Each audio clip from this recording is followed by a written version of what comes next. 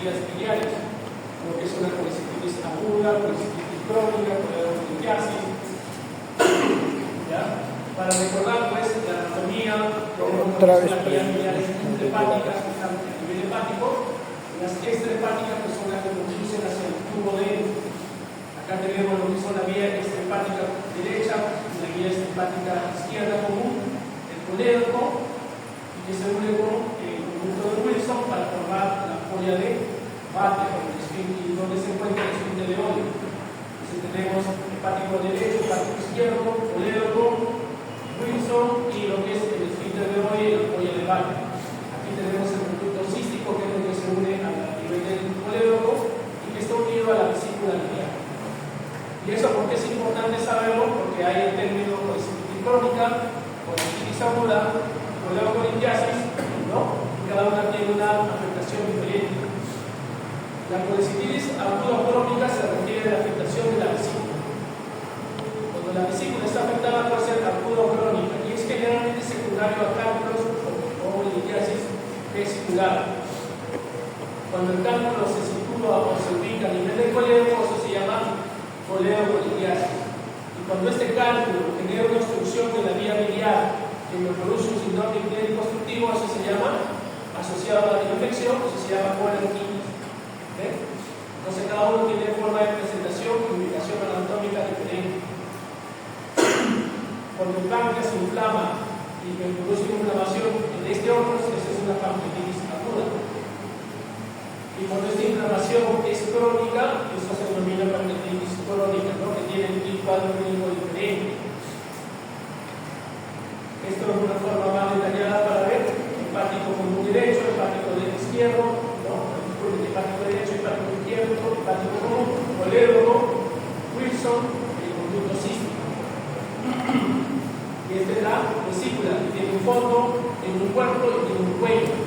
Generalmente, para que se produzca una colecistitis aguda, va a haber una impactación a nivel del conducto cístico en esta zona. El cálculo va a venir y va a impactar esta zona y va a obstruir.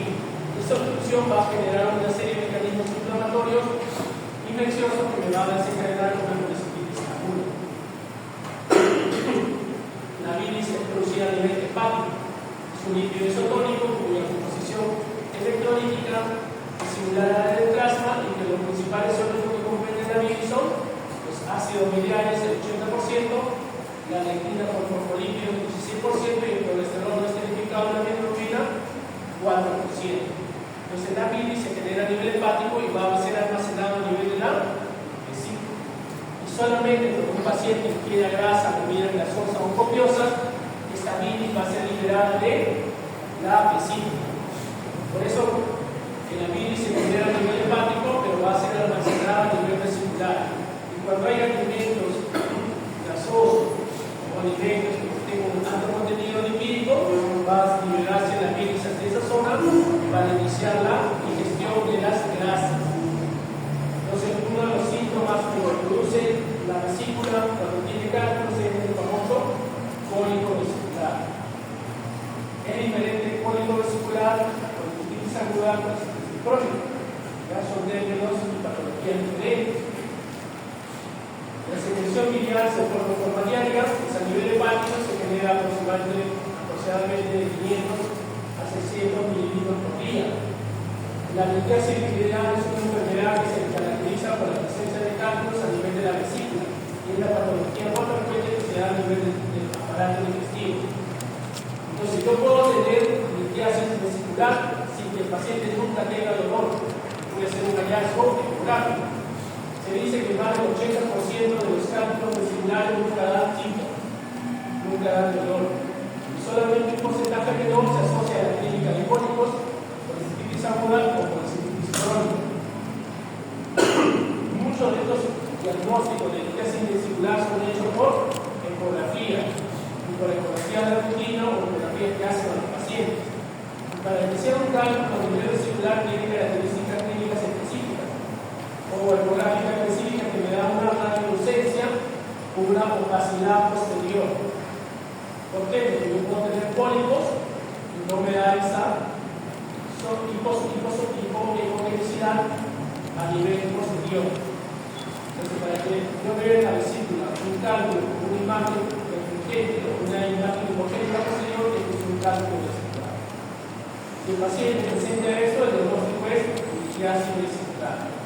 Cuando el paciente me da clínica de dolor o cólicos, pasa a ser un cólico vesicular. Cuando el paciente viene con dolor a nivel del cóndilo derecho, tipo de tropicón, un dolor intermitente que aparece o desaparece, ¿no? Asociado a náuseas o vómitos, pero con el manejo médico o con el reposo pasa el dolor, eso es un cólico vesicular. Cuando estos dolores se vuelven repetitivos o frecuentes, podemos estar ante una policitis crónica. Pero si yo un paciente tengo con cálculos en la vesícula y nunca le genera dolor y nunca me hace cólico, posiblemente ya se explica. En términos coledocolitiasis se refiere cuando esos cálculos a nivel vesicular migran y constituyen o se ubican a nivel del coledo. O también se pueden formar cálculos a nivel de esta zona.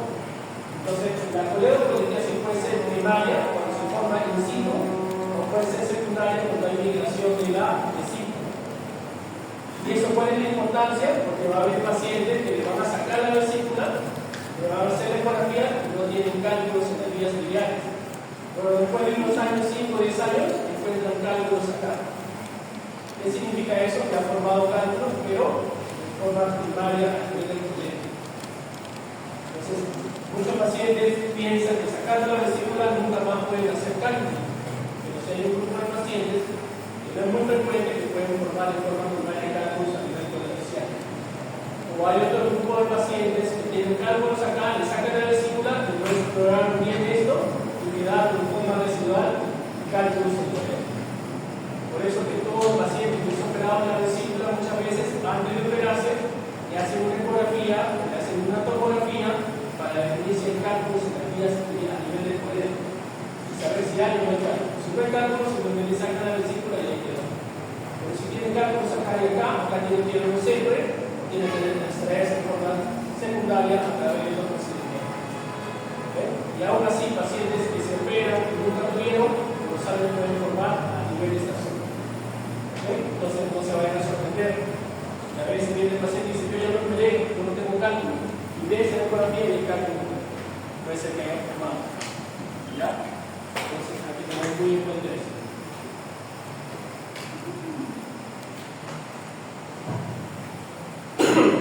El colegio normalmente ecográficamente tiene un tamaño. ¿Cuál es su tamaño? ¿Cuál es el tamaño del colegio? ¿Cuánto? Además, más o menos entre 6 a 5 milímetros. Entonces, ecográficamente, cuando yo evalúo el colegio, se da en milímetros, que sale de 5 a 6. Se dice que cuando este colegio es más de 7 milímetros, eso es una dilatación del colegio, una dilatación coledoicial. La primera causa de eso es la coledocolitiasis. Pero hay otra causa que también hay que sospechar cuando se dilata el colegio, ¿qué cosa es? Cuando hay un tumor a nivel de la folla de Barth, que puede ser un tumor primario o puede ser un cáncer o un tumor a nivel de cabeza de Barth. Entonces, la dilatación del colegio posiblemente me indica que este se está impulsando dilatando. Puede ser secundario coledocolitiasis o puede ser secundario tumor de la folla de Barth o tumor a nivel de Barth. ¿Ya? Entonces, ahí vienen los términos de coledocolitiasis o dilatación del colegio. La litiasis vesicular es más frecuente en mujeres y en varones, frecuente en adultos entre 30 y 55 años, y la principal causa de que el paciente vaya en emergencia por un problema abdominal. ¿No? Y estas son las fisiopatologías para que se formen los cálculos con los cristales. ¿No? Para que se formen los cálculos con los cristales tiene que haber hipomotilidad o disminución del peristaltismo de la vesícula. Tiene que haber una supersaturación por aumento lipídico y una alteración de la nutrición. Todo eso que va a hacer que se formen cristales y la formación de cristales llega finalmente a la formación de cálculos.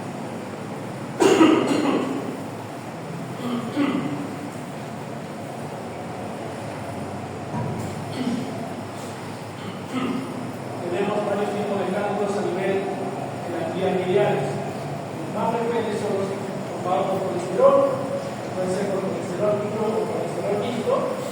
también tenemos los cálculos pigmentarios, que pueden ser debido a otro tipo de sustancias.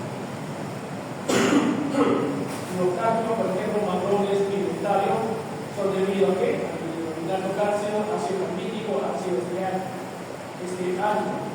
Los cálculos pigmentarios negros son debido a bilirrubina, carbonatos, fosfatos. Los cálculos mixtos de colesterol están formados por colesterol de más del 50%, calcio, proteínas y vitaminas. Y esto porque es importante, porque el cálculo que se puede visual en ecografía o en la tomografía y el cálculo no se puede visualizar. Por eso la ecografía no es 100% efectiva para determinar cálculos a nivel del cerebro. Si un paciente tiene un cálculo en esta zona, hay cálculos que se pueden ver tomográficamente y cálculos no. Eso va a depender del tipo de cálculo que sea y de la composición que tiene ese cálculo.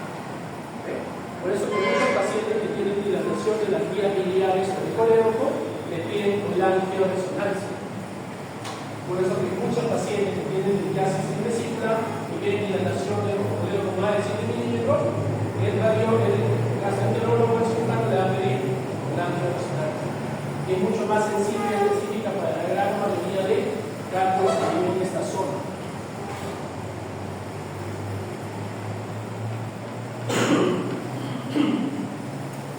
¿Cuáles son los factores de riesgo que se asocian a la formación de cálculos? La edad, adulto joven, ser el sexo femenino, la obesidad, la nutrición parenteral, el embarazo múltiple, la multiparidad, el uso de ciertos medicamentos como estrógenos o anticonceptivos orales.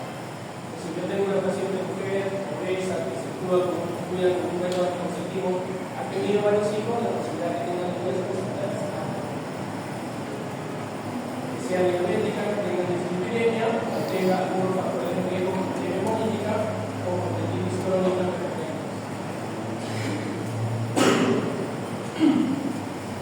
Quizá los mecanismos para cada uno de ellos. ¿Y cuál es el cuadro clínico característico de un cólico vesicular o de una colecistitis aguda? Es el cólico o el dolor intensivo hipocólico a nivel del hemisferio derecho o epigástrico.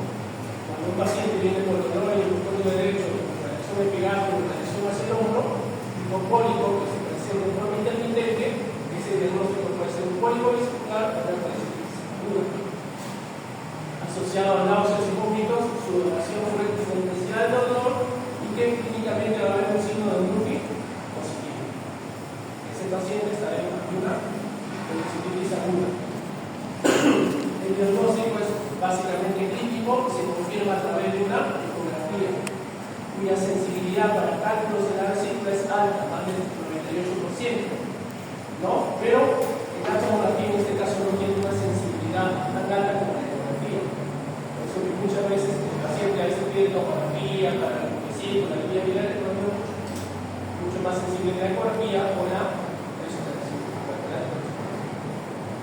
Y otro estudio que es también altamente sensible es la radiografía de vías biliares. En algunos casos se pueden ver los cálculos, sí, cuando son cálculos de calcio, como en este caso que se puede ver múltiples litiasis a nivel vesicular, ¿no? Esto se puede ver solamente en cálculos de tipo calcio, o de contenido calcio. Y la ecografía es altamente sensible para el diagnóstico de litiasis vesicular, más del 98%. ¿Cuál es el tratamiento? El tratamiento básicamente es quirúrgico, ¿no? Y puede ser por vía laparoscópica o por fórmula convencional. Cuando es una colecistitis crónica o una colecistitis no complicada, puede ser por vía laparoscópica. Pero cuando es una colecistitis aguda complicada, rota, con acceso, etc., tiene que ir a la convencional, la laparoscopía o la colecistitomía por laparotomía, ¿no? ¿Cuáles son las complicaciones de una litiasis vesicular con colecistitis? Puede ser una colecistitis aguda complicada o una pancreatitis aguda. Aquí tenemos las dos formas de intervención, que puede ser la laparoscópica, que solamente es con una colecistitis aguda no complicada, o sea que no está rota, que no tiene acceso, que no tiene líquido perivesicular y que simplemente está edematizada o a punto de reventarse, pero no está complicada. Eso puede ser una laparoscópica. Pero si ya el paciente se rompió, se accedó, está en forma inminente, tiene área a nivel perivesicular, lo más adecuado es para manejo de este.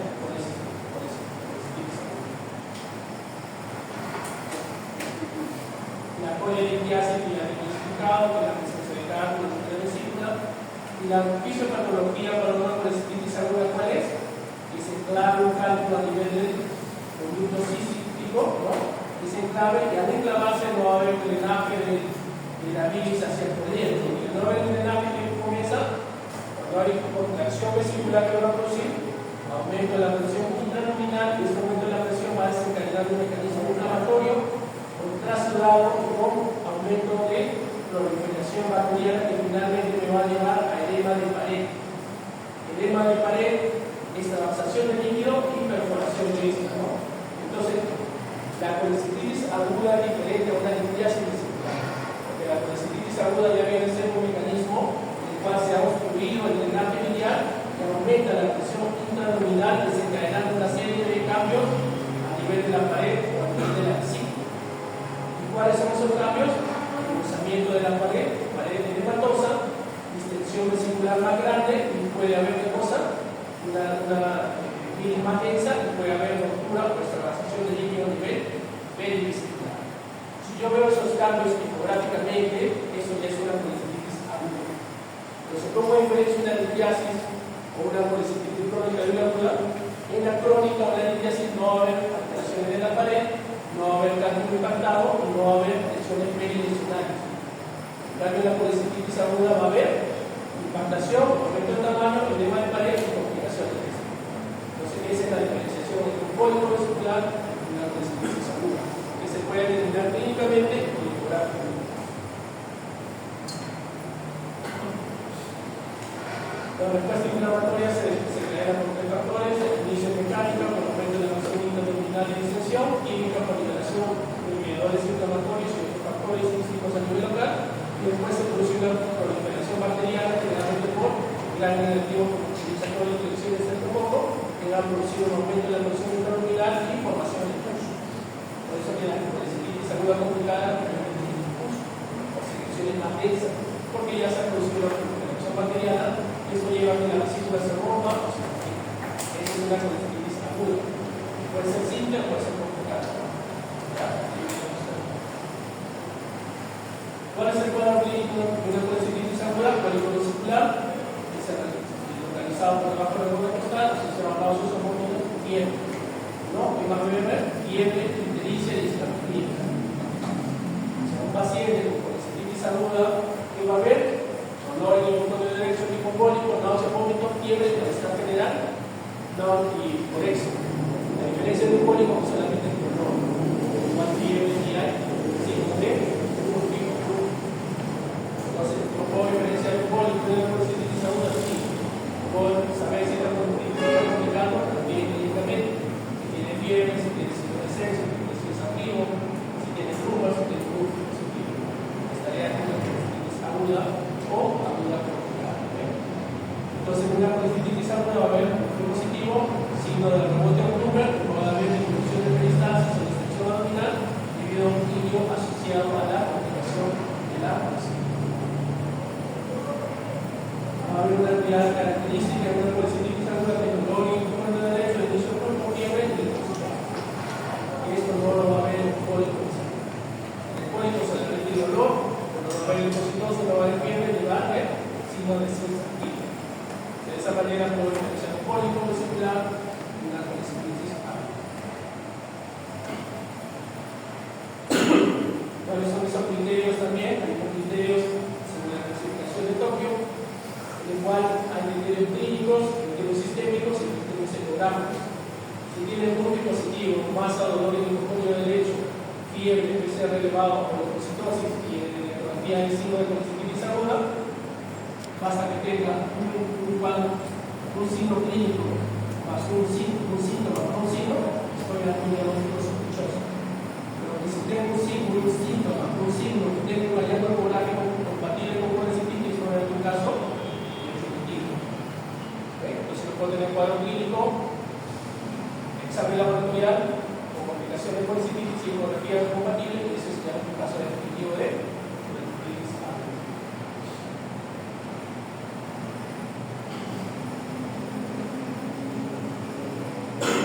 Estudios imagenologicos me pueden ayudar en una colecistitis aguda.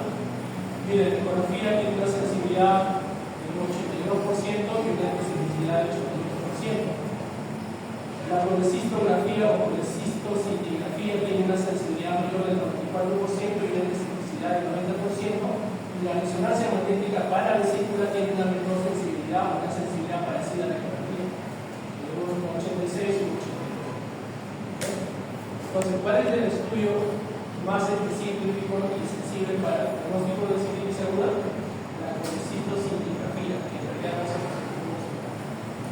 Por eso nosotros nos basamos en la ecografía biológica. Criterio diagnóstico para colecitis aguda de lo que mencionamos: dolor positivo, dolor meningococcio, leucocitosis, fiebre o PCR elevado, agregado a imagen ecográfica. Lo que han mencionado son los criterios ecográficos para colecitis aguda: el Murphy ecográfico positivo. Así como hay un Murphy clínico en el cual yo examino, le coloco mi mano, le hago la presión, también el paciente fluye la ecografía, el ecografista agarra su traductor y presiona en la zona del Murphy. Si hay dolor a la ecopresión, ese es un Murphy ecográfico positivo. Pero si le hace la ecopresión y no le duele, es un Murphy ecográfico negativo. Ese es un signo ecográfico para la colecitis aguda. También el engrosamiento del pared, hemos visto que la colecitis aguda y el edema de pared, si es más de 4 milímetros, va para la colecitis aguda. Si el diámetro de la vesícula es más de 8 centímetros, si hay cálculo a nivel vesicular, si hay conexiones perivesiculares o perforación de esto, ya es una colecitis aguda complicada. Entonces, criterios clínicos, laboratoriales y ecográficos ya establecidos para el diagnóstico de colecitis aguda e incluso colecitis aguda complicada.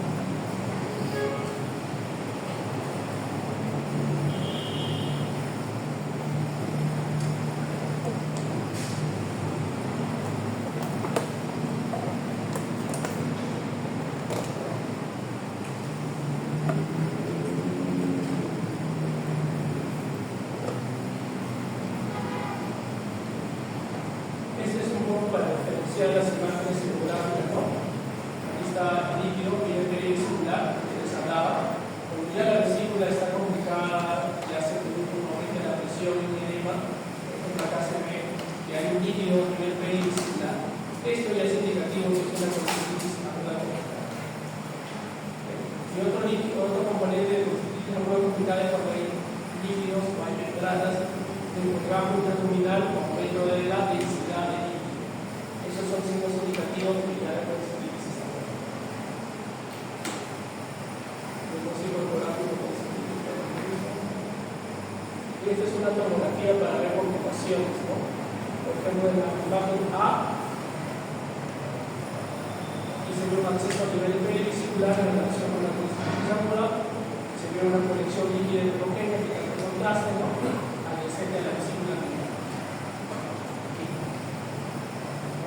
El lóbulo hepático derecho, el lóbulo hepático izquierdo, el estómago del vaso, y aquí ya la vesícula complicada, está prácticamente rota, ¿no? Y hay un líquido a nivel perivesicular o una conexión. Y en el lado B, acá se ve lo que es una colecitis enfisемatosa, que se ve abundante gas a nivel derecho vesicular. Esto es lo que ven acá, que es aire dentro de la vesícula o a nivel de la vesícula. Y este es una colecitis aguda enfisемatosa.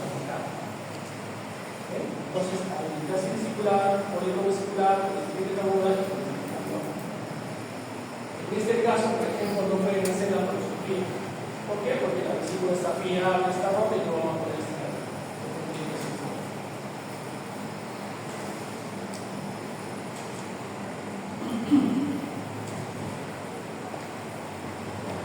Criterio de severidad.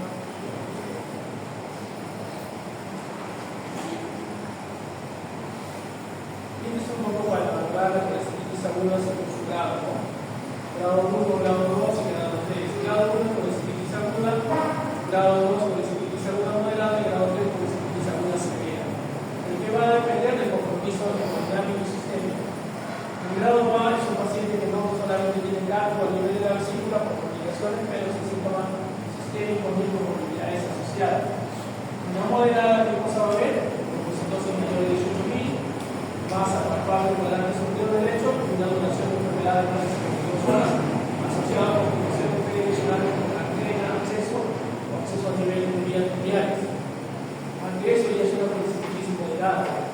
Y si es una policitis severa, ya es cuando hay disfunción de órganos.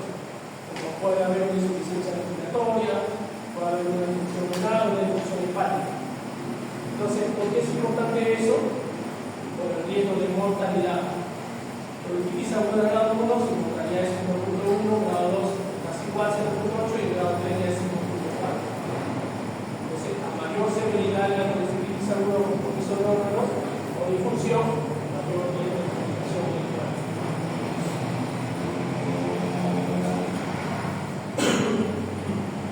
Aquí estamos viendo, ¿no?, cuál es el manejo de cada grado leve o grado severo.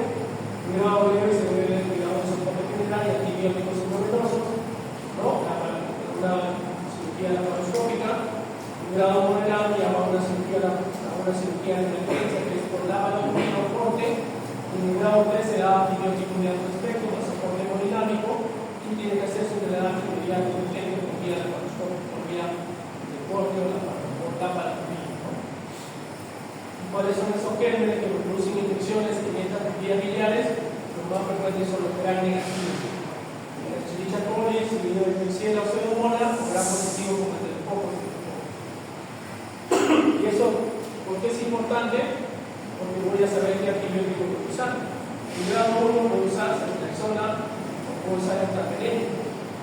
En grado 2 no tengo que usar antibióticos más amplio espectro y de cobertura como pipetazo, o voy a usar Astrogal, Mantequillasol o Tapetina. ¿Se dan cuenta? En un grado 3, en un grado 2 y 3, tú puedes usar estas combinaciones y aparte de eso, el abordaje que se voy a dar, que sea por la laparoscopía o por cirugía convencional. ¿En qué caso se hace el drenaje percutáneo? Se hace cuando el paciente ya está en grave estado, está en shock, o es un paciente que probablemente no puede extraer la vesícula rápidamente. En ese caso, ¿qué se hace? Se coloca una nuca que va directo hacia la vesícula y coloca un dren. Y este dren que va a permitir que la bilis comience a drenar por esta zona y baje lo que es el cuadro constructivo y por lo tanto baje el riesgo de infección o baje el factor de riesgo de infección. Este es un abordaje percutáneo que solamente se hace en casos graves severos o cuando no puedo extraer rápidamente. Y otro síndrome que no es muy frecuente, pero que se puede ver, es el síndrome de Willis, es una complicación rara, es por el cálculo vesicular, se impacta en el conducto cístico en el cuello de la vesícula, y su diagnóstico generalmente con la angiopatía endoscópica. El síndrome de Willis, si va a haber impactación a este nivel, vamos a ocurrir y va a impactar lo que es el cerebro. Si estuviera esta zona, el cuello y el colegio, entonces es un síndrome de Willis. ¿No? ¿Cuál es el problema? Que esto puede visualizarse hacia el intestino, puede llegarse a crecer cálculos en kilos y puede dar una solución a nivel mundial. No es frecuente, es poco común, pero puede funcionar.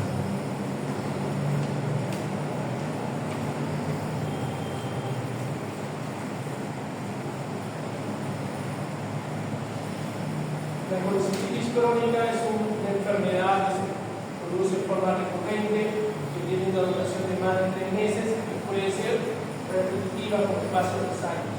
¿Por qué se caracteriza? Porque la vesícula va a estar con una estructura normal o casi normal, o cálculos es interior, porque está haciendo mismo me va a dar pólipo. Entonces, cuando es una sola vez se dice pólipo vesicular. Cuando son 2 o más veces, ya puede pasar una colicitis crónica. Aquí anda el término de colicitis crónica capitosa. Entonces, cuando viene un paciente con dolor a nivel de primera vez, o si ya es repetitivo. Si ya es repetitivo el paso de los meses o varios años, probablemente sea algo crónico. Nunca estaría en una colicitis crónica.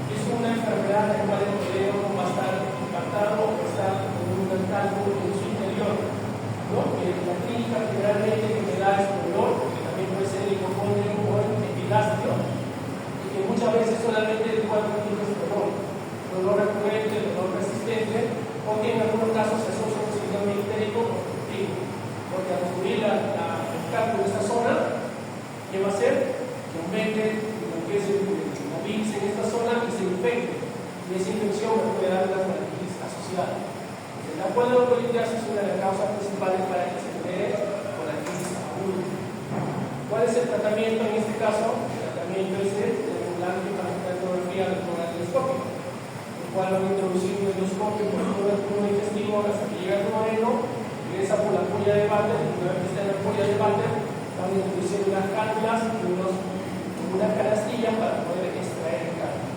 Eso está indicado cuando hay una coleocolitiasis asociada, o una coleocolitiasis asociada. Y la colectitis aguda, como hemos hablado, viene a ser la infección de las vías biliares a nivel extrahepático, generalmente secundario a la coleocolitiasis, y que se caracteriza porque me va a dar la famosa triada de Charcot. ¿No? La triada de Charcot es dolor en el hipocondrio derecho, fiebre e ictericia.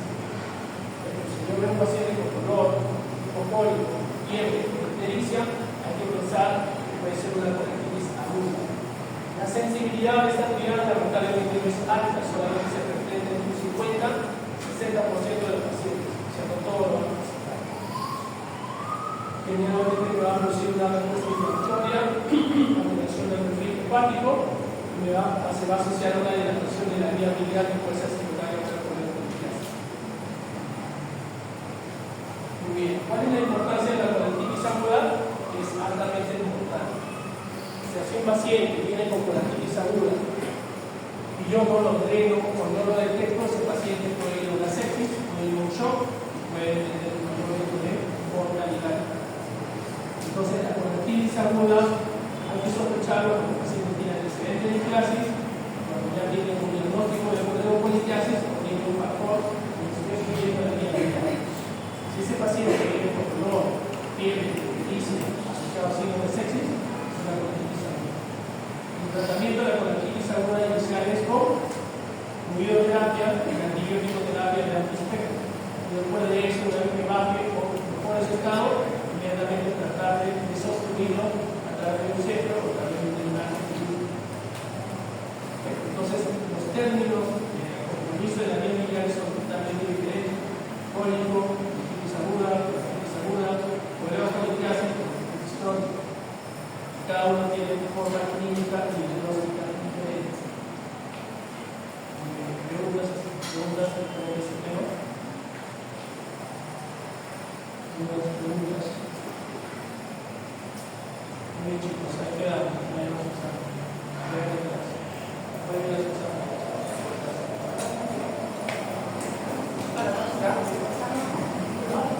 Ahí nomás, otros 2 segmentos más. La cirrosis hepática se considera una enfermedad crónica.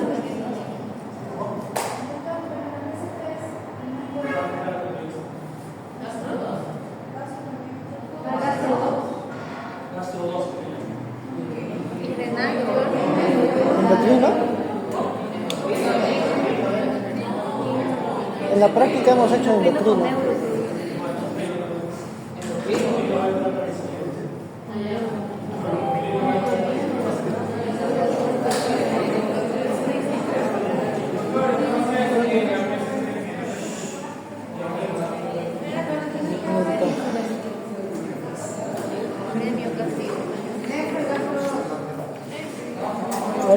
Ahorita está consultando, va a consultar ahorita.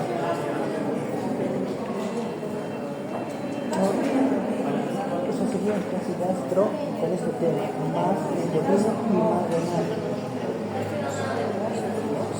Capítulo 4 va a entrar el neurología. PC4 va a entrar el endócrino y neurología. ¿Y PC3? PC3 está entrando parte del gastro que nos faltaba, gastro 2, va a entrar renal. Gastro 2 y endocrino. Gastro 2 y renal en PC3. PC4 va a entrar lo que es endócrino y neurología. Para el examen. Gastro 2. ¿Qué han hecho en práctica? ¿Qué han hecho en práctica? Endocrino y renal. Sí. Y renal.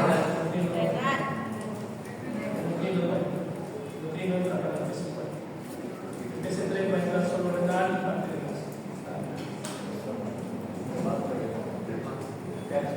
Gastro 2. Gastro 2 y renal. PC4 va a entrar endócrino y va a entrar. Gastro y si de repente 4 son 2. Vamos vamos a empezar a ver. Sí, como se fue endocrino. Aquí vamos a hablar de una enfermedad crónica de la cirrosis hepática. La cirrosis hepática. La cirrosis hepática es una enfermedad terminal. Es una enfermedad que se da en una etapa de toda patología a nivel del hígado. Y es una enfermedad que generalmente se produce como complicación de múltiples patologías hepáticas, como puede ser hepatitis viral, puede ser hepatopatías crónicas, o puede ser cuadros de hipertensión a nivel hepático. La enfermedad hepática terminal se define por la presencia de nódulos de regeneración ya en un óxido de grado 4. Va a producir alteración de la circulación intrahepática, aumentando la resistencia al flujo sanguíneo a través de los sinusoides. Muchos pacientes con cirrosis se consideran que esta enfermedad es una enfermedad a nivel hepática de tipo terminal. O sea que es la parte final de múltiples patologías y que va a llevar a una serie de complicaciones y de mortalidad. La principal causa de esta enfermedad es el alcohol, es una de las principales causas, y la otra causa es de tipo viral. También se considera una causa como lo que es el hígado graso. El hígado graso actualmente se considera, si no es la primera causa, la segunda causa de cirrosis hepática. Y el hígado graso puede ser la acumulación de grasa a nivel hepático, que se da por diferentes factores. Estos factores son básicamente obesidad, síndrome metabólico y, por ejemplo, alcohol, ¿no? Se ha visto, se veía mucho antes de que la hepatitis era una de las principales causas de cirrosis. Pero actualmente hepatitis viral ha pasado a un segundo o tercer plano. Y lo que es hígado graso, grasa a nivel hepático, que puede ser hígado graso leve, moderado, severo, se considera como una causa principal. ¿Y cuál es el factor de riesgo principal para este? La obesidad, el síndrome metabólico. Actualmente se ha visto que obesidad se asocia no solamente a diabetes, sino a hígado graso. Y este hígado graso va a desencadenar lo que es una esteatosis hepática y después una esteatohepatitis. Y este esteatohepatitis a largo plazo, en el caso de 10 o más años, puede llevar a una cirrosis hepática. Entonces, esta es una de las causas principales en nuestro medio. Por eso que actualmente obesidad ha pasado a ser una enfermedad. ¿No? Actualmente tener un índice de masa corporal más de 25, sobrepeso, más de obesidad, la obesidad se considera como una enfermedad. ¿Por qué? Porque hay una serie de signos, síntomas, de complicaciones y repercusiones en cuanto de mortalidad. Y una de ellas es justamente el esteatosis hepática. La otra causa común en nuestro medio es el alcohol. La ingesta de alcohol es generalmente pacientes que tienen ingestas crónicas de estas. Causa menos comunes puede ser la cirrosis renal primaria, puede ser primaria o secundaria, también puede ser debido a trastornos metabólicos como enfermedad de Wilson, hepatosis, esteatosis hepática, fármacos como puede ser metronidazole, amiloidoma, alfa-feniloma y falla cardíaca o obstrucción al pulmón. También tenemos una causa menos común en nuestro medio que es la hepatitis de tipo autoinmune, la cual se produce por una serie de mecanismos inmunológicos que van a producir daño a nivel de hepatocito. El cuadro clínico de una cirrosis hepática tiene un cuadro clínico establecido. Se produce una serie de alteraciones a nivel del piel, músculo, tejido graso y a nivel de una serie de órganos. Que va a producir lo que es fibrosis, arañas vasculares, edema palmar, vector hepático, ascitis, de miembros inferiores, hemorragia digestiva, varices hepáticas, ¿no? O una peritonitis bacteriana espontánea o una hepatopatía hepática. El cuadro clínico de un paciente con hepatopatía crónica puede empezar con cambios en la piel o cambios tróficos, con atrofia de los músculos del mano, con esa atrofia tenal, puede comenzar a producir lo que es un eritema, puede producir arañas vasculares y edema en miembros inferiores. Posteriormente va a aparecer lo que es ya ascitis, va a aparecer lo que es un síndrome hepatorenal y puede aparecer lo que es hipertensión portal como consecuencia de ella y darle las varices esofágicas. Y esto puede desencadenar en un cuadro de hemorragia digestiva de tipo varicial. Entonces, la hemorragia digestiva de tipo varicial es una complicación y es un criterio diagnóstico para la cirrosis hepática. Otra complicación es el síndrome hepatorenal. Es Es un daño a nivel del riñón que se produce con aumento de la urea y la creatinina y disminución de la función renal de forma progresiva. El síndrome hepatorenal hay dos tipos, tipo 1 y tipo 2. ¿Ya? Estos son los cambios anatomopatológicos que se producen en la cirrosis hepática, cuando hay un aumento del tracto fibroso, ¿no? Aumento de es la regeneración a nivel de toda la regeneración a nivel hepático. Y a nivel macroscópico se va a ver lo que es lesiones macrobiliares a través de un hígado lobulado o un hígado irregular de tamaño mucho más disminuido del normal. Entonces, para que un paciente con un daño hepático llegue a esto, pues ha tenido un proceso de inflamación a nivel de los hepatocitos y los intersticiales. Esto ha llevado a un aumento de la fibrosis con un nivel de regeneración que lleva a la formación de los famosos macroglobulillos con lesiones conjugales a nivel hepático. Y esto se puede reducir tanto macroscópicamente como por ecografía. Ecográficamente vamos a ver un hígado de bordes irregulares, un hígado de un tamaño más reducido o de un tamaño más pequeño. Aunque en la etapa inicial el hígado va a verse grande por una hepatomegalia asociado con estenosis hepática, pero con el paso de los años el hígado va a comenzar a reducirse de tamaño, siendo un hígado cada vez más pequeño, de borde más irregular. La clasificación a nivel hepático tenemos de dos tipos. La que más se usa para ver la clasificación es el grado de la cirrosis hepática de la clasificación de Shaypur, ¿no? Esta clasificación de Shaypur nos permite clasificar de grados: clase A, clase B y clase C. Clase A de 5 a 6 puntos, clase B de 7 a 9 puntos y clase C de 10 a 15 puntos. ¿Por qué es importante esto? Porque se asocia a riesgo de mortalidad de 1 o 2 años. Shaypur A, mortalidad de 2 años 85%, Shaypur B, mortalidad de 2 años 57%, Shaypur C, mortalidad de 2 años 35%. Y eso en base a qué parámetros laboratoriales científicos: bilirrubina total, albumina sérica, hemoglobina, presencia de encefalopatía y ascitis. Si el paciente no presenta encefalopatía ni ascitis, es un paciente que se puede tocar el Shaypur A. Si el paciente tiene encefalopatía grado 1 o 2, o grado 3 o 4, puede encontrarse un Shaypur B o un Shaypur C. Si la bilirrubina total es menos de 2, puntaje 1. Si es de 2 a 3, 2 puntos, y más de 3, 3 puntos. La albúmina más de 3.5, 1 punto, 3.5 a 1.82 y así. El tiempo de bilirrubina, su porcentaje de actividad va del 70% puntos, 70-30 2 puntos, 3 puntos. Si tiene encefalopatía, grado 1 y 2, 2 puntos, grado 3 y 4, 3 puntos, y la citis leve, 2 puntos, y la citis moderada severa, 3 puntos. Ahora le hago la pregunta: ¿qué es una encefalopatía grado 1, grado 2, grado 3 y grado 4?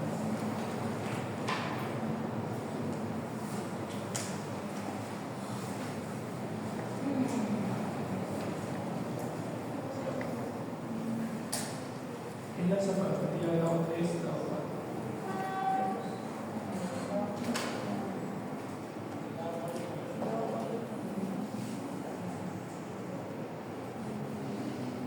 Es una citis leve, una citis moderada, una citis severa.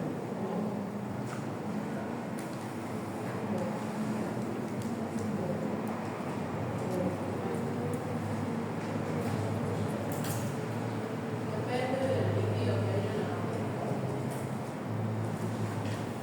¿Cómo? La citis de líquido, la acumulación de líquido en la cavidad.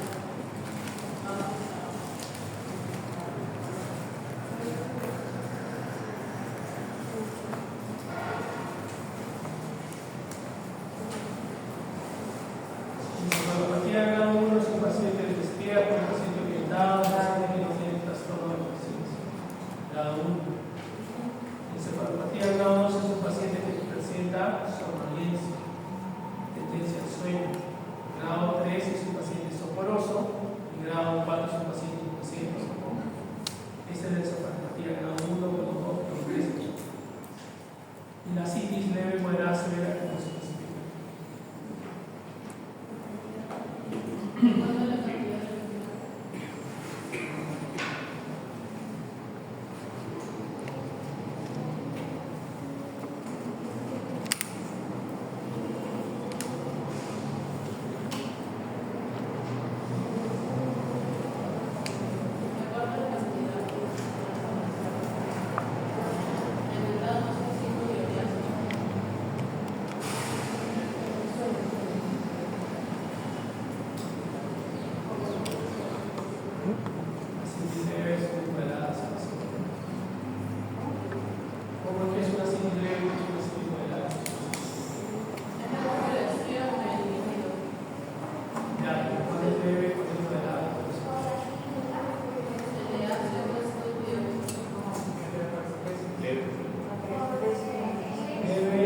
es cuando no se visualiza, no se detecta clínicamente y que por ecografía se puede moderada.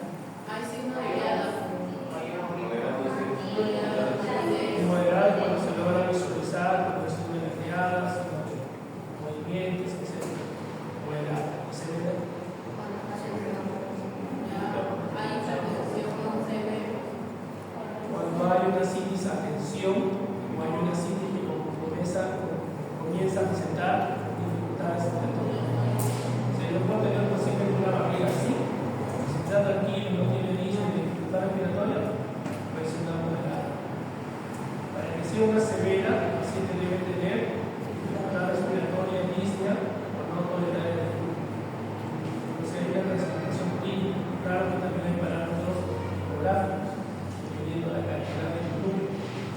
Una forma rápida de hacerlo es clínicamente.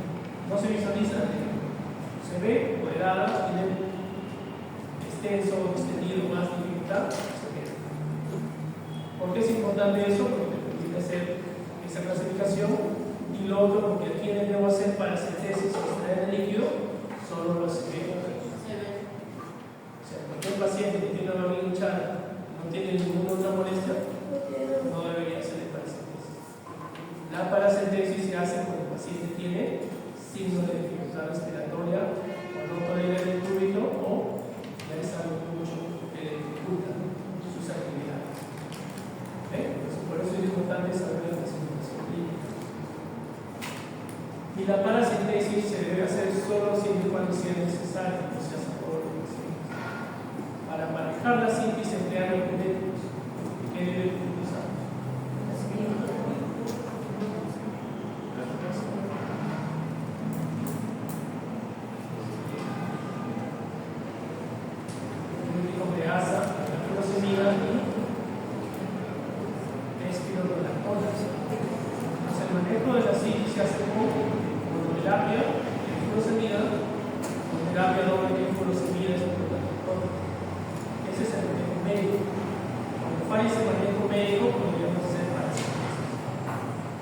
¿Cuál es el riesgo de hacer paracentesis? ¿Qué complicaciones puede traer?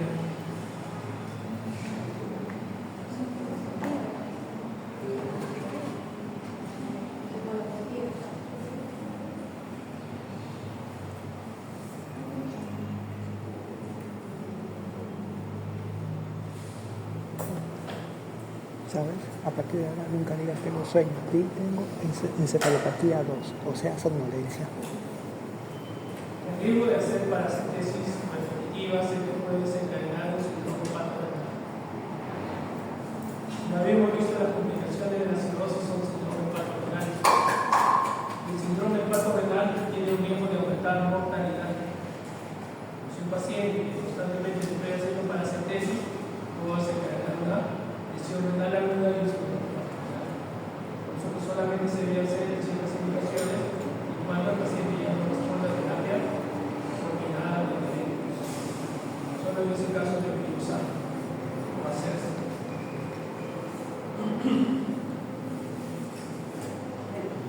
¿Cuáles son las pruebas que se deben hacer en un paciente con cirrosis hepática?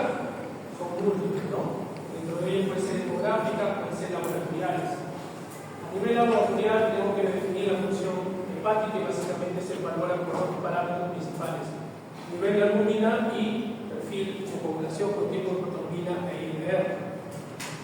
Si el paciente presenta hipoalbuminemia, tendremos un paciente con la función hepática disminuida. Si el paciente presenta proteína prolongada de INR, un déficit en la función hepática.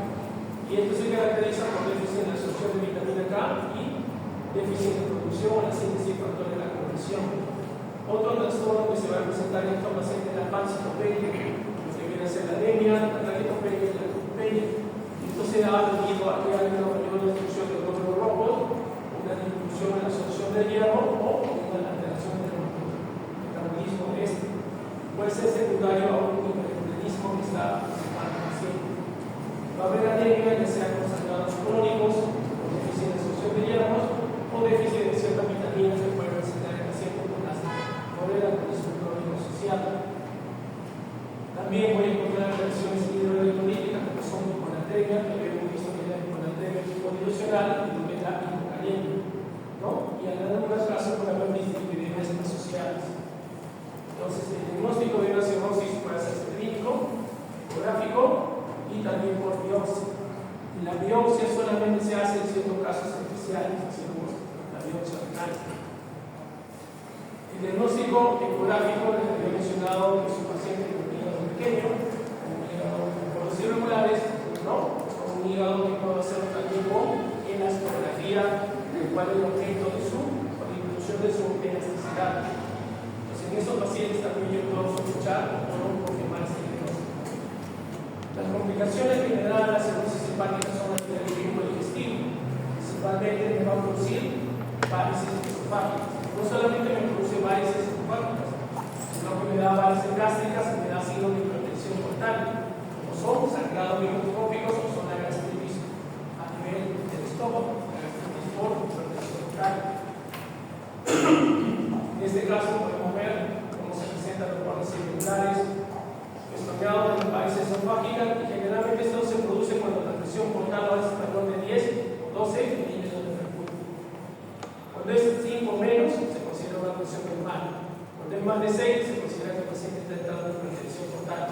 Cuando es más de 10 o 12, el paciente probablemente ya tiene un riesgo de hipertensión severa con presentación de varices esofágicas. Ahora, otra cosa. Los pacientes no solamente van a tener anemia por disminución en la producción y mayor destrucción, sino van a tener esto porque va a haber sangrados a nivel del estómago, va a haber sangrados por la gastritis, y esto también genera sangrados por el estómago. Y cuando un paciente presenta varices esofágicas, como también tener un paciente que viene de frente con mejoría digestiva varicial, el agua en el micropiel de una varices inmediatamente provoca tal cual como cirrosis hepática o hipertensión portal asociada. Entonces, no solamente puede ser con cuadro clínico ecográfico, sino de frente con endoscopía si presenta una hemorragia digestiva alta inicial. Entonces, el paciente puede tener una hemorragia digestiva de tipo varicial caracterizada por edemesis o melenas, y el tratamiento que se debe ser un tratamiento de soporte y un tratamiento para disminuir la hipertensión portal.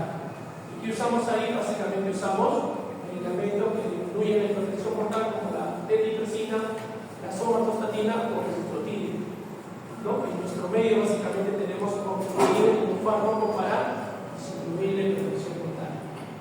Este trotilio se debe dar en un lapso de 3 a 5 días, nada más. Pasado ese tiempo ya se debe suspender. La endoscopía puede ser diagnóstico y también terapéutico, no solamente me permite diagnosticar, sino también tratar. ¿Por qué? Porque puedo hacer ligaduras o no ligaduras de las varices esofágicas. Idealmente debe hacerse dentro de 12 a 24 horas.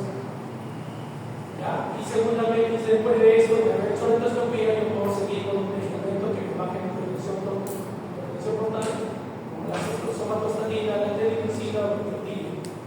¿Okay? Si el paciente no presenta un sangrado mayor, yo puedo hacer un tratamiento con un prototipo de medicamentos.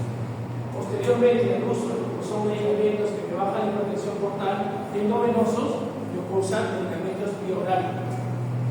¿Qué medicamentos puedo usar? Bioorales.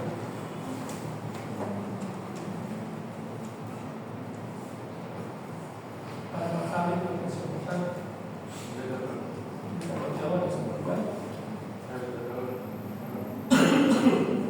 La betanol, ¿cuándo uso un cardiológico?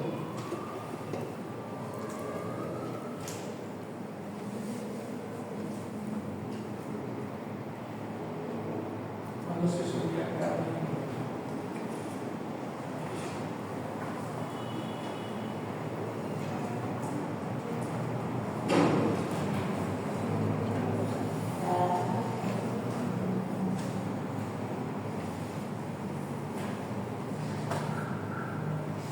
Cardiológico se usa solamente cuando el paciente ya tuvo un sangrado.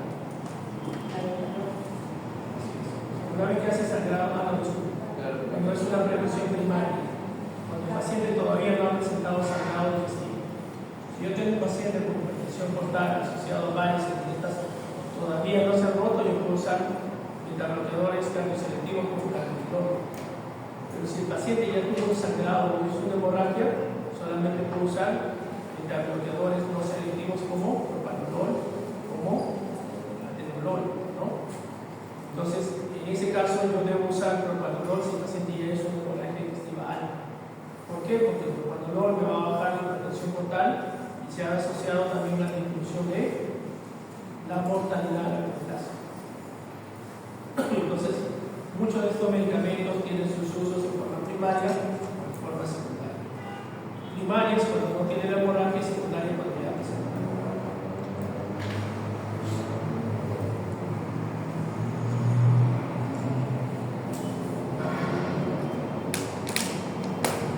Y hay un manejo de la complicación como es la citis, ¿no? La citis se presenta cuando el paciente ya es un paciente con HIV o HIV. Es una extravasación de líquido en un tercer espacio debido a un aumento de la presión portal, ¿no? Generalmente es un aumento de esta presión y que el paciente va requiriendo una paracentesis evacuatoria. Pero la paracentesis evacuatoria solamente hay que hacerlo cuando es una citis severa o adicción y aparte de eso debo manejarlo con tratamiento médico que son directos. Buena furosemida, 40 miligramos por día, cuya dosis máxima es hasta 160 miligramos por día. Lo que es epidural 100 miligramos por día me puede llegar hasta 200. Puedo utilizar como monoterapia con diuréticos de asa, furosemida o terapias combinadas.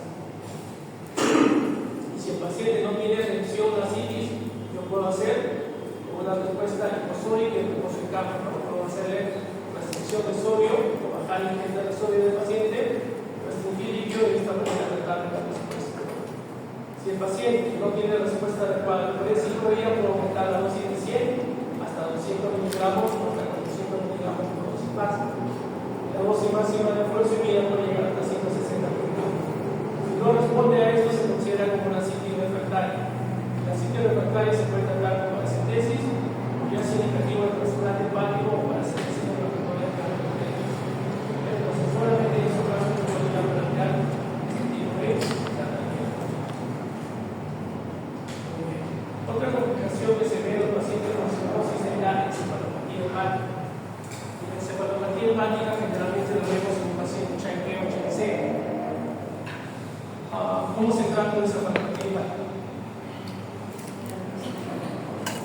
¿Cómo se trata la encefalopatía hepática?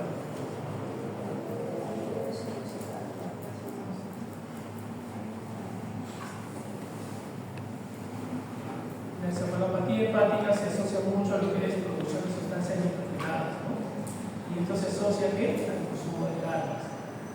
Entonces, por eso que un paciente con cirrosis hepática se le indica que ya no debe consumir lo que son carnes, ¿no? Básicamente lo que son proteínas a base de carne de res, y esas cosas. Entonces, básicamente la carne de res es lo que se les indica que le deben consumir a los pacientes. Otro factor es el estreñimiento.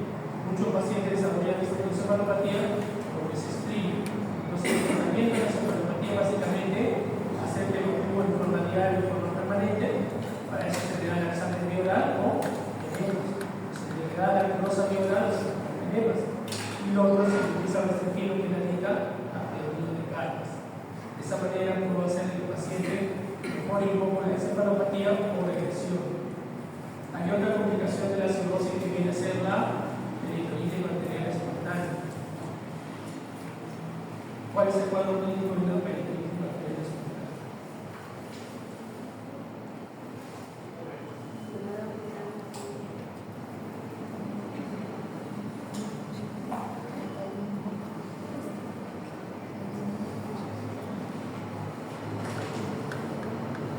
El paciente, aparte de la citis que presenta, va a comenzar a presentar dolor abdominal, puede presentar fiebre, síntomas de un activo o de sepsis.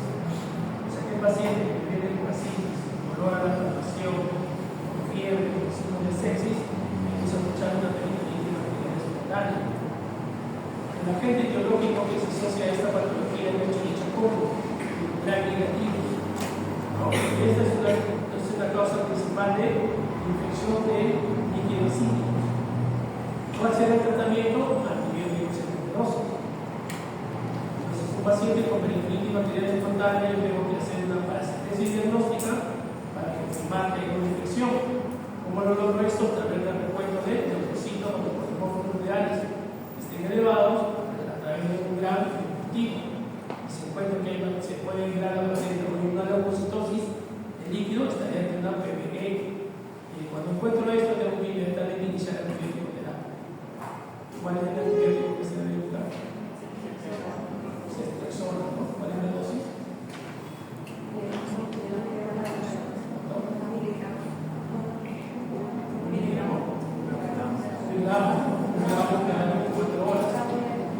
Un gramo o hasta 2 gramos cada 24 horas. Incluso yo puedo hacer profilaxis, ¿no? Puede tratarse un paciente con ascitis para quitar infecciones sobreagregadas, infecciones bacterianas, puede hacer profilaxis por 1 gramo cada 24 horas de ceftriaxona. Entonces, de esta manera, mato la infección o tenemos las infecciones sobreagregadas en pacientes con cirrosis por inmunosupresión. Entonces, un paciente con cirrosis hepática lo puede hacer ya sin condición portal que desencadena varias esofágicas, puede hacer así esa tensión, puede hacer peritonitis bacteriana espontánea, puede hacer encefalopatía hepática, síndrome hepatorenal, incluso un síndrome que es el hepato pulmonar. Y son las complicaciones de esta enfermedad. Y estas complicaciones van a llevar a que el paciente se descompense y puede generar mortalidad, aumentar la mortalidad. Por eso que un paciente con cirrosis no solamente hay que hacer el diagnóstico, sino hay que ver qué complicaciones asociadas presentan y de acuerdo a ello dar el tratamiento para cada una de ellas asociadas. ¿Okay? ¿Preguntas hasta aquí?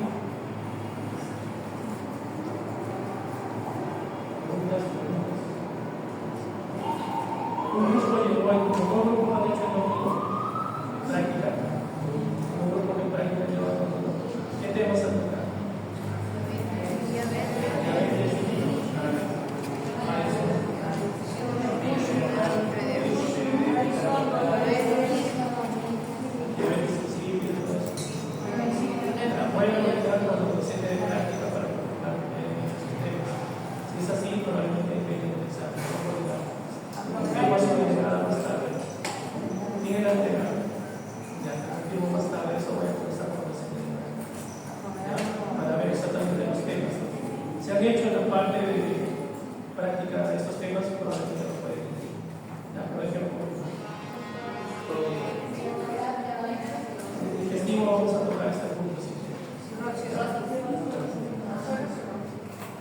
Básicamente arreglar este tema y voy a confirmar los temas que se han hecho.